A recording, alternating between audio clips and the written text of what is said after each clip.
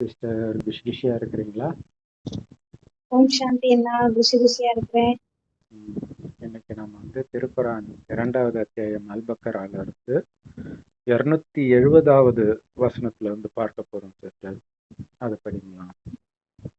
நன்மைக்காக செலவு வகையிலிருந்து நீங்கள் எதை செலவு செய்த போதிலும் அல்லது நேர்ச்சையிலிருந்து நீங்கள் எதை நேர்ச்சை செய்த போதிலும் அதனை நிச்சயமாக அல்லாஹ் நன்கறிவான். அன்றியும் அநியாயக்காரர்களுக்கு உதவி செய்வோர் வேறு எவரும் இல்லை. Super super. ஸோ நம்ம நேற்றே பார்த்தோம், இது வந்து இவங்க பணமாக நினைக்கிறாங்க. அது உண்மையில் பணத்தை சம்பந்தப்பட்ட உதவி கிடையாது, ஞானத்தை கொடுக்கறது தான். அதை பற்றி தான் இங்க பேசுறாங்க அப்படின்னு பார்த்தோம். எதை செலவு செய்தாலும் அதை நிச்சயமாக அல்லாஹ் நன்கறிவான் அப்படின்ட்டு இருக்குது. ஸோ இதுல கடவுள் கொடுப்பதை, கடவுள் நமக்கு ஞானத்தை கொடுக்கிறார். ஸோ இந்த ஞானத்தை ஞானமாக வாய் வழியா கொடுத்தாலும் அந்த ஞானத்தின் பலன் நம்ம குணத்தில் வரக்கூடிய மாற்றம், அந்த குணத்தின் மூலமாக கூட மற்றவர்களுக்கு தானம் செய்யலாம். அவங்களுக்கு நம்மள பார்த்தா நம்மள மாதிரி அவங்களுக்கும் ஆகணும்னு ஆசை வரணும். அந்த நிறைய பேர் வந்து கிறிஸ்தவர்களா மாறுறதுக்கு, அதாவது மற்ற தவறான காரணங்கள் இல்லாமல் கிறிஸ்தவ கன்னிகாஸ்திரிகளை பார்த்து நம்மளும் அப்படி மாறணும்னு நினைச்சவங்க இருக்கிறாங்க. அவங்கள பார்க்க பார்க்க அவங்களுக்கு ஒரு ஆசை வரும். நல்ல கன்னிகாஸ்திரியா இருந்தா ஸ்கூல்ல எல்லாம் இருப்பாங்க இல்லையா, ஸோ ஒரு சில சிடுமூஞ்சியா இருக்கும், அவங்கள பார்த்தா அப்படி தோணுது. பட் அமைதியா இருக்கிறவங்க வந்து இப்ப தன்னை வெளிப்படுத்திக்கிட்டே இருக்கிறாங்க. அந்த மாதிரி நம்ம இருக்கணும். ஸோ அது குணதானம் அப்படின்னு சொல்றது. ஸோ இந்த மாதிரி நீங்க செலவு செய்தால் உங்களுக்கு வருமானம் அதிகமாயிட்டே இருக்கும். ஸோ இதுல வந்து நேர்ச்சையிலிருந்து எதை நேர்ச்சை செய்த போதிலும்னு இருக்கு.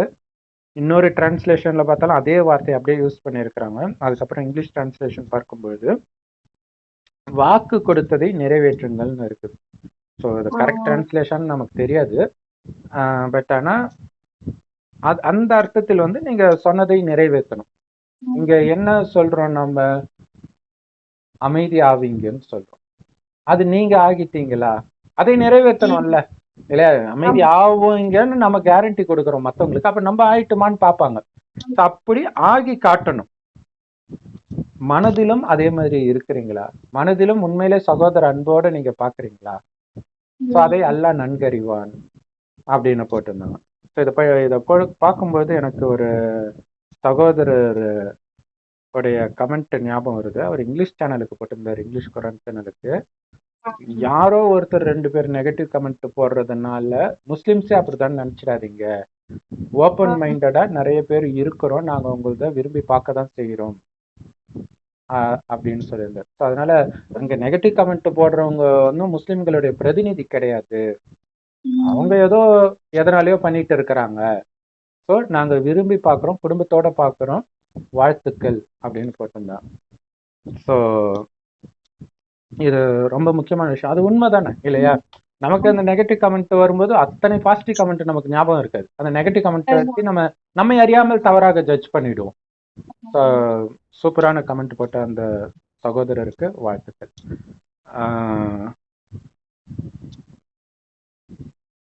சரி, அந்த சகோதரர் பேர் வந்து சுதர்ஷன். ஸோ அவர் பேர் சொல்றது உண்மையிலே இங்க முக்கியமானது.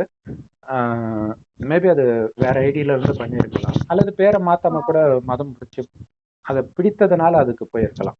சரி, அநியாயக்காரர்களுக்கு உதவி செய்வோர் வேறு எவரும் இல்லை.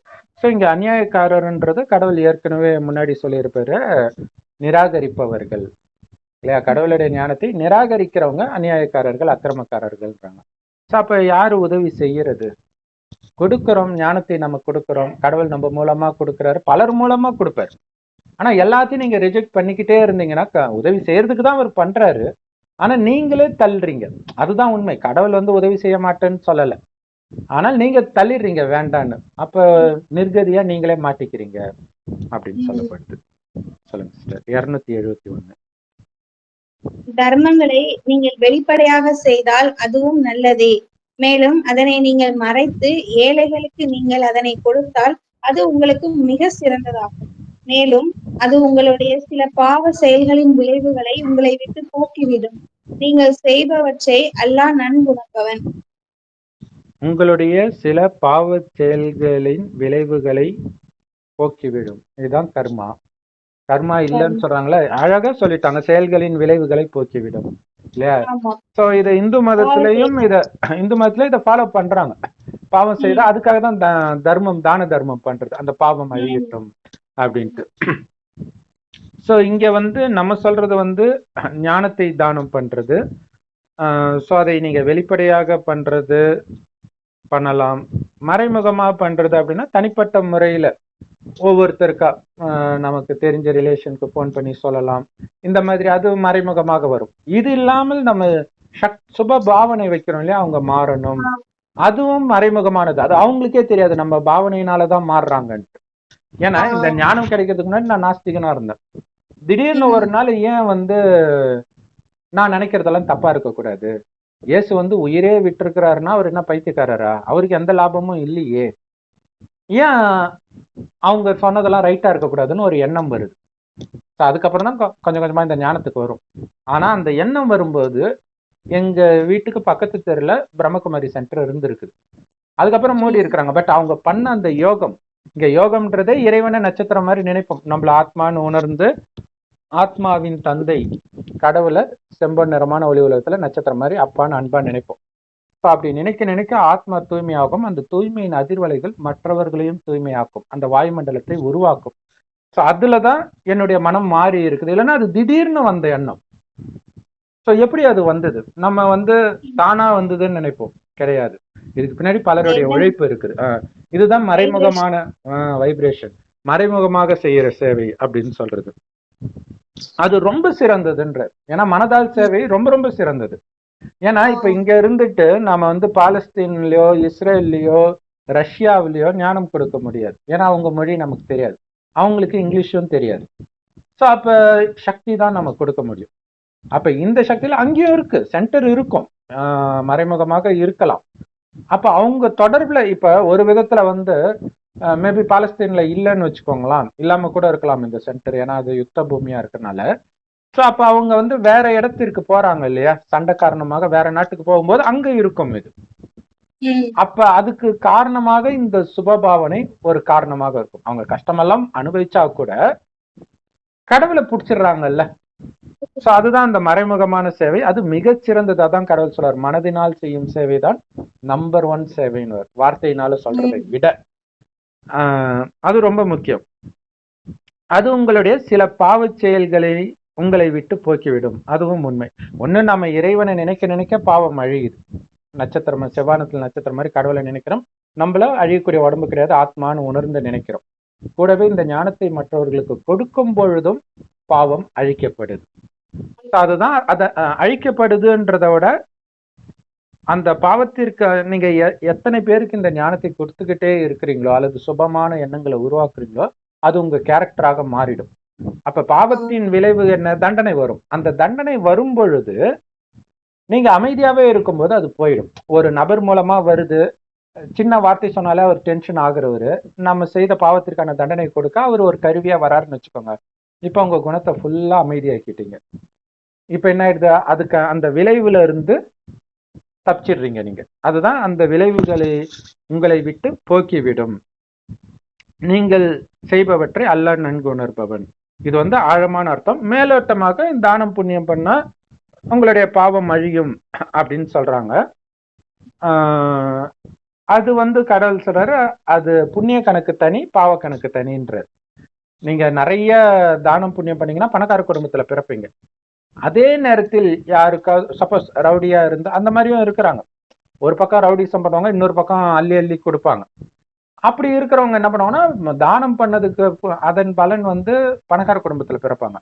ஆனா இங்க மற்றவர் கையை காலை உடைச்சதுக்கு அங்க கை கால் இல்லாம பிறப்பாங்க. ஸோ அந்த மாதிரி பணக்கார குடும்பத்துல நிறைய குழந்தைகள் பிறக்கிறத நம்ம பார்க்கிறோம். ஸோ அதனால அந்த கணக்கு வேற, இந்த கணக்கு வேற, தானம் புண்ணியம் கணக்கு வேற. பட் இங்க இந்த ஞானத்தை கொடுக்கும் போது உங்க குணம் மாறுவதனால் அந்த தண்டனையில இருந்து நீங்க தப்பிச்சுக்கிறீங்க அப்படிங்கிறது தான் இதுக்கு கரெக்டா வரும். சரி, ஸோ இதுல வந்து கடவுள்கிட்ட நம்ம ஏமாத்த நடிக்கலாம் முடியாது. இல்லையா? சோ நம்ம என்ன நினைக்கிறோன்றது உட்பட கடவுள்கிட்ட ரெக்கார்டு இருக்கும். அதனால ஈஸியா கண்டுபிடிச்சிடுவார். அதுதான் அல்லாஹ் நன்கறிபவன். வாயினால பேசுறது, செயல்னால மட்டும் இல்ல, மனதால் நினைப்பதை கூட. சிஸ்டர் அடுத்தது படிக்கலாம். நபியே, அவர்களை நேர்வழி நடத்தும் பொறுப்பு உம்மீதல்ல. எனினும் அல்லாஹ் தான் நாடியவர்களை நேர்வழியில் செலுத்துகின்றான். விசுவாசிகளே, நல்லதிலிருந்து எதனை நீங்கள் செலவு செய்த போதிலும் அது உங்களுக்கே பயன் தரக்கூடியதாகும். மேலும் அல்லாவின் சங்கையான முகத்தை தேடியே அல்லாது நீங்கள் செலவு செய்யாதீர்கள். நல்லதிலிருந்து எதனை நீங்கள் செலவு செய்த போதிலும் உங்களுக்கு பூரணமாக திருப்பி தரப்படும். மேலும் நீங்கள் அநியாயம் செய்யப்பட மாட்டீர்கள். இதுல சூப்பரா வந்துருச்சு பாத்தீங்களா லைன். அல்லாவின் முகத்தை தேடியே அல்லாது நீங்கள் செலவு செய்யாதீர்கள். இல்லையா? அங்க கடவுள் சம்பந்தப்பட்ட விஷயம், இந்த ஞானத்தை வெளிப்படுத்தக்கூடிய விஷயத்துக்கு மட்டும்தான் நாம செலவு பண்றோம். அது மட்டும் இல்லாம கடவுளின் வழிப்படிதான் செலவு பண்றோம். கடவுளுக்கு கணக்கும் காட்டணும் எல்லாத்தையும். நம்ம காசு கிடையாது இது. நாம வெறும் ட்ரஸ்டி. நீங்க போய் சம்பாதிக்கலாம், ஆனா இது கடவுளோட இது. ஏன்னா நம்ம அர்ப்பணிக்கிறோம் கடவுள்கிட்ட. ஸோ முஸ்லிம்கள் வந்து அதை வந்து அப்துல்லா அடிமை அப்படின்னு சொல்லுவாங்க. அல்லாவின் அடிமை நான். அப்ப அடிமைனா எஜமான நடத்துற மாதிரி தானே நடக்கணும். அதுக்கு தான் சொல்றாரு அல்லாவின் வழி அல்லாது நீங்கள் செலவு செய்யக்கூடாது. அப்ப இந்த தானம் தர்மம் பண்றது வந்து மனித வழி ஆக்சுவலா. இல்ல எல்லாருமே பண்ணுவாங்க, நாஸ்திகர்களும் பண்ணுவாங்க. கடவுள் இங்க சொல்றது வந்து எல்லோருக்கும் இந்த ஞானத்தை கொடுங்க. பைபிள்ல கூட இயேசு வந்து உலகத்தின் 4 முனைகளுக்கும் சென்று செய்தியை கொடுங்கள் தான் சொல்றாரு, தானம் பண்ணுங்கன்னு சொல்லல. இல்லையா? அவரையும் ஒரு நபியா தானே இவங்க கன்சிடர் பண்றாங்க. அவர் ஏன் தானம் பண்ணுங்கன்னு சொல்லல அப்ப? இல்லையா? சோ இது வந்து தவறாக புரிஞ்சு கொள்ளப்படுது. ஞானத்தை பற்றி தான் இங்க பேசப்படுது. சரி, அவர்களை நேர்வழிப்படுத்தும் பொறுப்பு மீது அல்ல. ஞானத்தை கொடுக்கறதோட நம்ம கணக்கு முடிஞ்சிச்சு. அதனாலதான் கடவுள் சொல்றாரு அஞ்ஞானிகளுக்கும் உங்களுக்கும் எந்த தொடர்பும் கிடையாது, ஞானத்தை கொடுக்கறதோட முடிஞ்சு போச்சு. இல்லாட்டினா அவங்க குணத்துல நீங்க மாட்டிக்குவீங்க. இப்ப சுத்தமான அவங்க கிட்ட இருந்து நம்ம விலகி வர்றோம். சொர்க்கத்துக்கு உரியவராக நம்மை மாத்திட்டு வர்றாரு கடவுள். அங்க எப்படி காமம், கோபம், பற்று, பேராசை, அகங்காரம் இல்லையோ அந்த மாதிரி நம்ம மாறணும். அங்க எப்படி ஆத்மான்னு உணர்ந்து ஆத்மாவை பார்த்து பேசுவாங்களோ அந்த மாதிரி மாறிட்டு இருக்கிறோம். அப்ப நம்ம கலியுக மனிதர்களோட இருந்தா என்ன ஆகும்? அவங்கள மாதிரியே காமம், கோபம், பற்று, பேராசை, அகங்காரத்துல விழுந்துருவோம். கரிமீன் இந்த மாதிரி விஷயத்துல விழுந்துருவோம். ஸோ அதனாலதான் கடவுள் சொல்வாரு, அன்பா ஞானத்தை கொடுத்தாலும் விலகி இருந்து ஞானத்தை கொடுங்க, இல்லைன்னா மாட்டிக்குங்க. ஸோ அப்படி விலகி இருந்து பிச்சை, இதைதான் வந்து அங்க ஞானத்தை கொடுக்கறது தான் அங்க வந்து பிச்சை போடுறதாக சீதை வந்து ராவணனுக்கு பிச்சை போட போவான். ஒழுங்கா உள்ள அந்த கோட்டுக்குள்ள இருந்து போட்டிருந்தா பிரச்சனை இல்லை, கோட்டுக்கு வெளியில போயிட்டா மாட்டிக்கிட்டான். இல்லையா? கோட்டுக்குள்ள இறைவன் உருவாக்கிய யுகம் நமக்காகவே சங்கம யுகம்னு பேர், வெளியில கலியுகம். அங்க கால் வச்சா தூக்கிட்டு போயிடும். அதனாலதான் அவங்கள மாத்துறது வேலை கிடையாது, ஞானத்தை கொடுக்கறது. கடவுள் மட்டும்தான் மாத்த முடியும். ஞானத்தை கொடுக்கிறோம், அவங்களே வந்து இறைவன் நேரடியா கொடுக்கிற முரளியை நேரடியா கேட்கும் பொழுது மட்டும்தான் அவங்க மனம் மாறும். இல்லையா? கடவுள் பேசுறாருன்ற நிச்சய புத்தி வந்தா போதும், மற்ற எல்லா கேள்வியும் மறைஞ்சிடும். அந்த ஒண்ணு நிச்சய புத்தி இல்லாததுனால 5000 வருஷத்துக்கு ப்ரூஃப் இருக்குதா, அங்க காமம் இல்லாமல் குழந்தை பிறக்கிறதுக்கு ப்ரூஃப் இருக்குதா, இவ்வளவு கேள்வி கேட்கறது காரணம் பேசுறது கடவுள்னு அவங்களுக்கு தெரியல. அது தெரிஞ்சிச்சுன்னா அவ்வளவுதான், கடவுள் சொன்னது ரைட்டா தான் இருக்கும். அடுத்தது நாம இது எப்படி ரைட்டா இருக்கும்னு நம்ம யோசிச்சுக்கலாம். சோ அதனாலதான் நம்ம வந்து அவர்களை வந்து ஒரு தடவையும் வந்து தப்பு பண்ணிக்கிட்டே இருக்கிறோம். இல்ல நான் அவனை மாத்தியே ஆகணும் அப்படின்னா, ஒருத்தனை மாத்துறதுக்காக நம்ம இறைவனுடைய குழந்தையா மாதிரி இருக்கிறோம். எவ்வளவு சேவை பண்ண வேண்டியது இருக்குது. ஒருத்தர் கூடயே நேரத்தை வீணாக்கிட்டு இருக்க கூடாது. இல்லையா? அது ரொம்ப முக்கியம். ஏன்னா இங்க எண்ணத்தின் மூலமாகவும் எண்ணமும் மாத்தும். இப்ப நான் சொன்னல, என்னையே அப்படிதான் எண்ணம் தான் மாத்தி இருக்குன்ட்டு. அப்ப ஒரு சகோதரிக்கு வந்து அவங்க பிரம்மகுமாரி ஆயிட்டாங்க, அவங்களுடைய கணவன் ஆகல, பயங்கரமா அடிக்கிறாரு, பெல்ட்டால அடிக்கிறாரு, அவர் முன்னாடியே விபச்சாரிகளோட இருக்கிறாரு. அதெல்லாம் உயிரே போனாலும் சரி நான் தூய்மையா தான் இருப்பேன் அப்படின்னு இருந்தாங்க. ஸோ அப்ப எல்லோரும் அந்த சிஸ்டர் கிட்ட சொன்னாங்க, நீங்க ஏன் உங்க கணவனுக்கு சக்தி கொடுக்க கூடாது? அப்ப அவங்க சொன்னாங்க, நான் எதுக்கு அவருக்கு தனிப்பட்ட ஆளுக்கு கொடுக்கணும்? நான் உலகத்துக்கு தாய், ஒரு மனிதனுக்கு கிடையாது. ஏன்னா கடவுள் சொல்றாரு, என்னுடையவங்க நினைத்து நீங்க எது சொன்னாலும் அது நடக்காதுன்ற. உலகத்துல அதுவும் ஒரு ஆத்மா. நீங்க உலகத்துக்கு கூடும்போது அதுக்கும் போய்க்கும், அவ்வளவுதான். தனிப்பட்ட ஸ்பெஷாலிட்டி இருக்கக்கூடாதுன்றார். அதனால ஒரு தனிப்பட்ட மனிதனை நேர்வழிப்படுத்துற பொறுப்பு உங்ககிட்ட கிடையாது. கடவுள் கிட்ட சேர்த்து விடுறதுதான் உங்களுடைய பொறுப்பு. அவங்க கடவுள் கையை பிடிக்கிறாங்களா இல்லையான்றதும் அவங்க அதிர்ஷ்டம். நீங்க நிறைய இந்த கல்யாண இதெல்லாம் இருக்கும். பொண்ணுடைய கைய மாப்பிள்ளை கிட்ட, அது சிவனுடைய கல்யாணமா சிவன் பார்வதி கல்யாணம்னு நினைக்கிறேன். கிருஷ்ணர் பிடிச்சி தங்கச்சியுடைய கையை பிடிச்சி சிவனோட கையில சேர்த்து வைப்பார். கல்யாண மண்டபத்துல எல்லாம் அது இருக்கும். அது மாதிரி சேர்த்து வைக்கிறதா நம்மளுடைய வேலை. சோ ஆத்மா இறைவனுடைய மனைவி. சோ கணவனையே நினைச்சிட்டு இருக்கிற மாதிரி நாம கடவுளையே நினைக்கிறதுனால ஆத்மாக்களாகிய நாம தான் மனைவி. உடல் ரீதியான சம்பந்தம் கிடையாது, இது ஆத்ம ரீதியான சம்பந்தம். அவங்க கையை விட்டாங்கன்னா அதுக்கு நாம என்ன பண்ண முடியும்? சோ அப்ப அல்லாவை நாடியவர்களை அவர் நேர்வழி செலுத்துறார். அல்லாவை விட்டுட்டா அவர் என்ன பண்ண முடியும் இல்லையா? கடவுள் வந்திருக்கிறாருன்னு சொல்றோம், ஞானம் கொடுத்துட்டு இருக்கிறாரு சொல்றோம், கேட்கலன்னா அவர் என்ன பண்ண முடியும்? ஒண்ணும் பண்ண முடியாது. கடவுள் மேல நம்பிக்கை கொண்டவர்களே, நல்லதிலிருந்து எதை நீங்க செலவு செய்தாலும் இல்லையா, கடவுள் கொடுத்த நல்ல விஷயத்தை எவ்வளவு நீங்க மற்றவர்கள் கொடுத்தாலும் அதுல உங்களுக்கு நன்மை. சோ அல்லாவை நோக்கி அழைச்சிட்டு போக, அல்லாவின் முகத்தை நோக்கி அழைச்சிட்டு போற விஷயத்துக்கு மட்டும் நீங்க பண்ணணும். அல்லாவை விட்டு வெளியில திருப்பக்கூடிய விஷயங்கள், சினிமா இந்த மாதிரி விஷயங்கள் எல்லாம் நீங்க பண்ணக்கூடாது. பிச்சைக்காரனுக்கு சாப்பாடு போடுறது உட்பட பண்ணக்கூடாது. ஏன்னா அவன் செய்யற பாவம் உங்களுக்கு வந்துடும். இதுதான் கடவுளுடைய வழி. ஆனா நம்ம கேட்கறதுக்கு வித்தியாசமா இருக்கும். என்னது பிச்சைக்காரனுக்கு சாப்பாடு போடக்கூடாதான்னு இருக்கும்.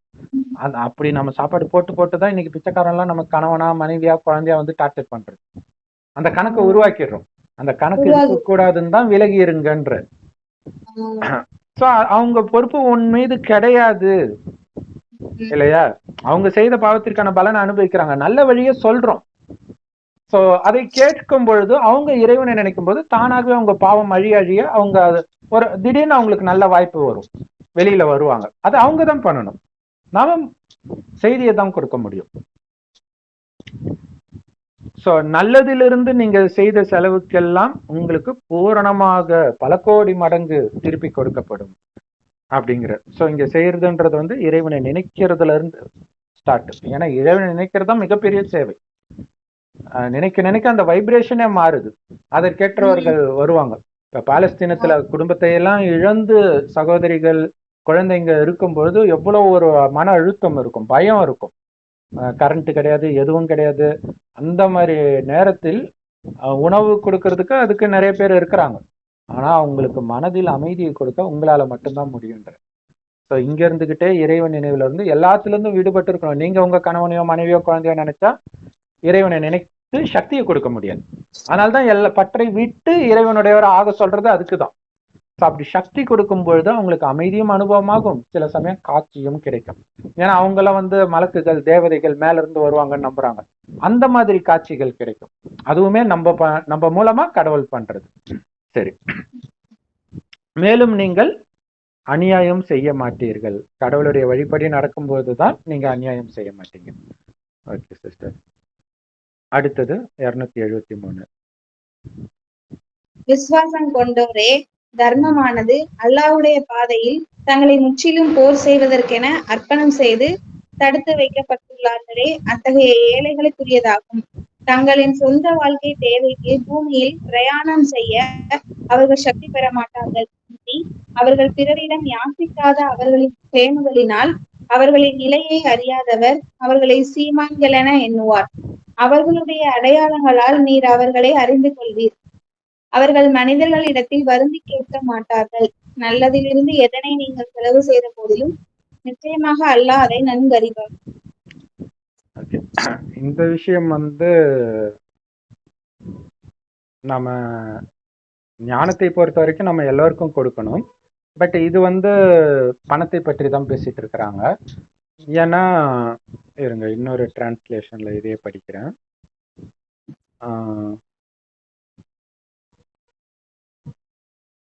பூமியில் வாழ முடியாத அளவுக்கு அல்லாவின் பாதையில் இருப்பவர்களுக்குத்தான் உரியதாகும்.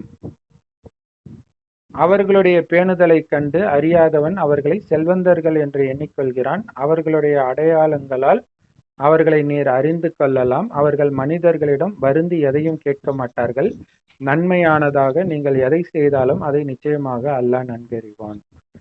ஸோ நிறைய பேர் அந்த மாதிரி இருக்கிறாங்க இல்லையா, உயிரே போனாலும் அடுத்தவர்கிட்ட நம்ம வாங்கக்கூடாது, கடனா கூட வாங்கக்கூடாது அப்படின்னு இருக்கும் பொழுது இந்த போர்ல எல்லாம் சிக்கி இந்த மாதிரி இருக்கிறவங்க வந்து இப்ப சாப்பாடு வருது, இப்ப பாலஸ்தீனுக்கே அகதிகள் முகாமுக்கு சாப்பாடு வருதுன்னா அடிச்சு பிடிச்சி வாங்குவாங்க. ஆனா அமைதியா இருக்கிறவங்களும் இருப்பாங்க, அவங்க போய் அடிச்சு பிடிச்சா வாங்க மாட்டாங்க. அப்ப அவங்களுடைய நிலை தெரிந்து நீங்க அவங்களுக்கு கொடுக்கணும் அப்படின்றாங்க. அங்க எப்படி நடக்குதோ, பட் திருவண்ணாமலை அந்த கிரிவலத்துல சாமியாருங்கெல்லாம் உட்காந்துட்டு இருப்பாங்களே, அவங்களுக்கும் பாத்தீங்கன்னா தேடி போய் கொடுப்பாங்க. அவங்கள வந்து கேட்க மாட்டாங்க அப்படிங்கிறதுக்காக அவங்கள தேடி போய் கொடுப்பாங்க.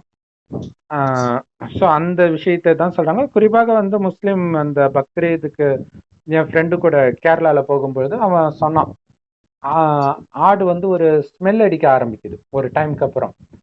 அப்ப ஐயோ ஸ்மெல் அடிக்குதேன்னா, மச்சி பேசாம நீ கால் பண்ணியிருந்தா அவங்களே வந்து எடுத்துட்டு போயிருப்பாங்கல்ல அப்படின்றேன்.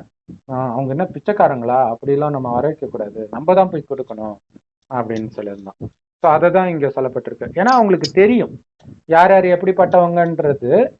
முஸ்லிம்களுக்கு முஸ்லிம்கள் சமுதாயத்தில் இருக்கிறவங்கள, அதாவது அவங்களுக்கு தெரிஞ்ச வட்டாரத்தில் இருக்கிறவங்க, எல்லாரையும் தெரியும்னு சொல்ல முடியாது, பட் அவங்க வட்டாரத்தில் யார் எப்படி எளிமையா இருக்கிறாங்கன்றது தெரியும் அப்படின்னு அவங்களுக்கு உதவி செய்யுங்கன்ட்டு இங்க சொல்லப்பட்டிருக்கு. ஸோ இது சம்பந்தமாக டைரக்டா கிடையாது, ஸ்லைட்டா சம்பந்தப்பட்ட பிரம்மகுமாரிகள் ஞானம் ஒண்ணு என்ன அப்படின்னா, கடவுள் சொல்றாரு கேட்பதற்கு செத்து போயிடலாம் அப்படின்னு, எனக்கு ஒண்ணு கொடு அப்படின்னு கடவுள் கிட்ட கூட நீங்க கேட்காதீங்கன்ற. ஏன்னா நீ அவருடைய குழந்தை, அதை எப்படி அடையிறதுன்றத நான் சொல்லிட்டேன். இறைவன் நினைவிலே இருக்க தூய்மையாவீங்க, தூய்மையானாலே உங்களை தேடி அனைத்தும் வர ஆரம்பிச்சிடும்.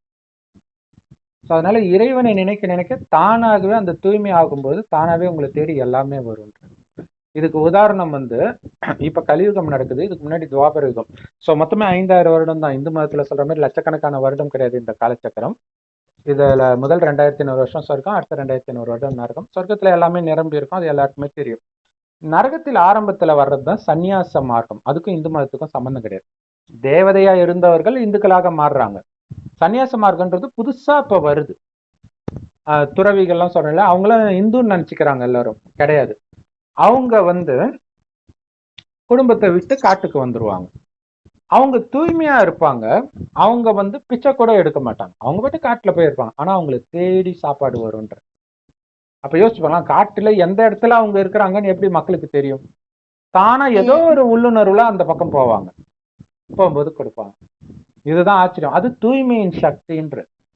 ஸோ இதே விஷயம் பைபிள்லயும் இருக்கும். ஒரு எனக்கு எலியாவோ எலிசாவோ ஒரு தீர்க்கதரிசி, அவரு வந்து ஆக்சுவலா கடவுள் கொலை பண்ண சொன்னாருன்னு கொலை பண்ணிட்டாருன்னு, கடவுள் கொலை பண்ண சொல்ல மாட்டார், ஸோ அதை இக்னோர் பண்ணிடலாம். பட் கொலை பண்ணிட்டு அதுக்கப்புறம் பயம் வந்து ஓடிடுவான். கடவுள் சொல்லியிருந்தா அப்புறம் எதுக்கு பயந்துட்டு ஓடணும்? ஸோ காட்டுக்கு போய் ஒளிஞ்சுக்குவான். அப்ப வந்து காக்கா அவனுக்கு வந்து சாப்பாடு எடுத்தாந்து போடும், கறி துண்டு இந்த மாதிரி போடுறதாக இருக்கும் கதை. ஸோ அது என்னன்னா தூய்மையின் சக்தியினால அது வரும் அப்படிங்கறது அங்க ரொம்ப மோசமா வெளிப்பட்டுச்சு. கறி துண்டையா போடுவாரு கடவுள் இல்லையா? ஸோ அப்படி காட்டி இருக்கிறாங்க. ஸோ அதனால தூய்மையா இருந்தா தானா உங்களை தேடி வரும் அப்படிங்கிறது தான் இங்க உண்மை. உங்களுடைய குணம் பக்காவா இருக்கணும். இந்த குணம்ன்றதுல காமம் ரொம்ப முக்கியம். காமமே கொஞ்சம் கூட இல்லாமல் இருக்கிறதுக்கு பேரு தான் தூய்மை. எண்ணத்தளவுல கூட இருக்கக்கூடாது. மனைவியை தவிர மற்ற பெண்கள் இல்ல, மனைவியோடவும் சரி வெறும் ஆத்மா சகோதரனா தான் பார்க்கணும். அப்படி இருந்தால் கடவுள் சொல்றாரு, உங்களுக்கு பட்டினியால் நீங்க உலக அழிவின் போது கூட இறக்க மாட்டீங்கன்ற. உலக அழிவின் போது கூட நீங்க இறைவன் நினைவிலிருந்து ஆனந்தமாக உடலை விட்டு உயிர் பிரிமே தவிர பசியினால இறக்க மாட்டீங்கன்ற. ஆனா அப்ப நிறைய பேர் பசியினால இறப்பாங்க. ஸோ இந்த விஷயத்தையும் இப்ப சேர்த்து சொல்லணும்னு தோணுச்சு. மற்றபடி அந்த நிலைக்கு போறாங்கன்னா வெளியில் பார்க்கும்போது அவங்க வந்து தப்பு பண்ற மாதிரி தெரியாது, ஆனா ஏதோ ஒரு தப்பு பண்ணதுனால தான் அந்த நிலைக்கு வந்திருப்பாங்க. அதை புரிஞ்சுக்கணும். ஸோ அப்படி வந்தவர்களுக்கும் உதவி செய்யணும்ட்டு வள்ளலார் அவங்களுக்கு சாப்பாடு போடுற மாதிரி இங்கேயும் வந்து அவங்களுக்கு நீங்க உதவி செய்யுங்க அப்படின்னு சொல்லப்பட்டிருக்கு. அதே நேரத்தில் கடவுளுடைய வழி என்னன்றதையும் நம்ம சொல்லியிருக்கிறோம். ஓகே சிஸ்டர், அடுத்த இது படிங்களா? விசுவாசம் கொண்டோரே தங்கள் பொருட்களை தர்மத்திற்காக இரவிலும் பகலிலும் ரகசியமாகவும் வெளிப்படையாகவும் செலவு செய்கின்றார்களே, அத்தகையோர் அவர்களுக்கு அவர்களுடைய கூலி அவர்களுடைய இரட்சகனிடத்தில் உண்டு. அவர்களுக்கு மறுமையில் யாதொரு பயமும் இல்லை. இம்மையில் விட்டு சென்றதை பற்றி அவர்கள் கவலையும் அடைய மாட்டார்கள். Super super. இப்ப என்னன்னா, நம்ம ஏற்கனவே சொன்னோம் இல்லையா, கடவுள் நமக்கு கொடுத்த இந்த ஞானத்தை தான் இரவு பகலாக தானம் பண்ணிட்டு இருக்கோம் இல்லையா. ஞானத்தை கொடுப்பது இது வெளியில எல்லாருக்கும் தெரியும் பேசுறது. ஆனா மனதினால் நீங்க இறைவனை நினைத்து உலகம் ஃபுல்லா தூய்மை ஆகணும்னு நினைக்கிறது, அதுதான் ரகசியமாக பண்ற சேவை. இது குப்த சேவை அப்படின்னு கடவுள் சொல்லுவார், மறைமுகமாக. இதுதான். மற்றபடி தானம் எப்படி நீங்க ரகசியமா பண்ணுவீங்க? அவனுக்கு தான் தெரியுமே நீங்க கொடுக்குறீங்கன்ட்டு இல்லையா. சோ இதோடைய அர்த்தம் என்னன்னா, இது தச்சாவதுக்கே இவ்வளவு நேரம் ஆகுது. அப்ப மனதினால் அவன் நல்லா, அவங்க எல்லாம் இப்ப இங்க இருந்துட்ட பாலஸ்தீன் சகோதர சகோதரிகள் அமைதியை அனுபவம் செய்யணும், அவர்களுக்கு தேவையானது கிடைக்கணும், இந்த சுப சங்கல்பம் அங்க வேலை செய்யும். அங்க யாரோ கொடுக்குற மாதிரி இருக்கும், ஆனா நீங்க இங்க கொடுக்குற சக்தி வந்து அவனை அந்த பக்கம் தள்ளும். சோ இதுதான் மறைமுகமாக செய்யற தானம். ஸோ இரவு பகலாக, ஏன்னா 24 மணி நேரம் பேசிக்கிட்டே இருக்க முடியாது இல்லையா. ஸோ ஞானத்தை கொடுக்குறோம், மற்ற நேரம் ஃபுல்லா இறைவன் நினைவிலிருந்து வாயுமண்டலத்தை தூய்மையாக்குறோம். இந்த வாயுமண்டலத்தின் மூலமாக உலகம் முழுவதும் இந்த வாயுமண்டலத்தை நம்மளால பரவ செய்ய முடியும். அந்த அளவிற்கு இறைவனை தவிர வேற எந்த நினைவும் இல்லாமல் இருந்தார். ஸோ அதுக்காக தான் மற்ற அனைத்தையும் மறந்து இறைவனை நினைக்க சொல்றேன். ஸோ அப்படி எந்த அளவுக்கு நீங்க இதனால உண்மையிலே கடவுளுக்கு உதவி செய்யறோம். ஏன்னா கடவுள் சொர்க்கத்தை உருவாக்குறார், அதுக்கு நாம உதவியாளராக இருக்கிறோம். இதை விட முக்கியமானது நமக்கு நாமளே உதவி செஞ்சுக்கிறோம். ஏன்னா இதனால நம்ம இதோடைய பலனை அடைய போறோம் இல்லையா, ஃப்ரீயா கிடையாது. சோ அதுதான் நற்கூலி இருக்கிறது. அது என்ன, சொர்க்கத்தில் உயர்ந்த பதவி. அதனால அவங்க எதுக்கும் பயப்பட தேவையில்லை. ஏன்னா சுபமான எண்ணங்களை மட்டுமே உருவாக்கிட்டு இருக்கும்போது அந்த வாயுமண்டலமே அப்படியே வாயுமண்டலத்தை தடவி கொடுத்தா மாதிரி இருக்கும். அந்த வாயுமண்டலம் உங்களை உலக அழிவின் பொழுது தாக்காது. இயற்கை சீற்றம் எதுவுமே உங்களை ஒண்ணுமே பண்ணாது.